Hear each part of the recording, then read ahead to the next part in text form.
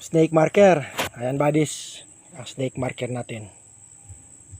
Yan siya. Okay, so titingnan natin ngayon saan ang direksyon niya na binabantayan. Yung ulo niya, may mata pa yan eh. Kung titingnan mo, parang sarap tuklapin pero walang laman yan. Ginawa siyang ulo.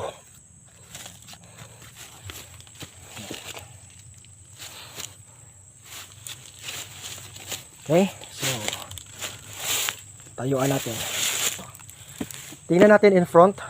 Ayan, may directional tayo na bato. Tatama siya dito.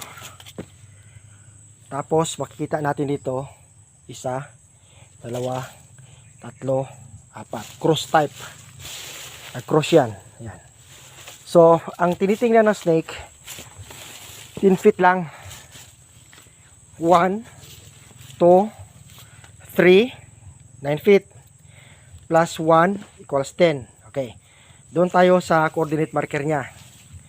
Ito yung coordinate marker niya. May opening in front. Ayan. Tapos may shieta, kanji shieta. Yan o.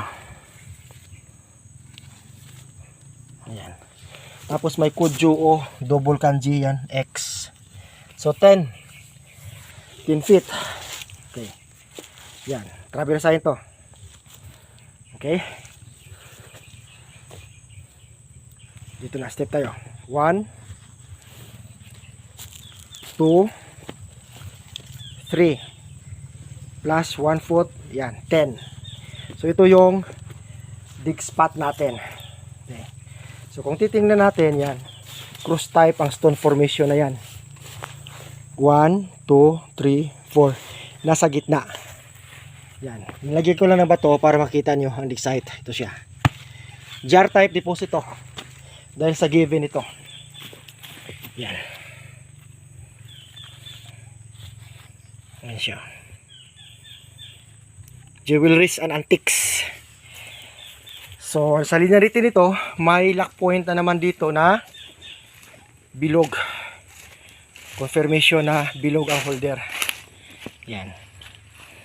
So, ito yung mag-align doon sa Kojo.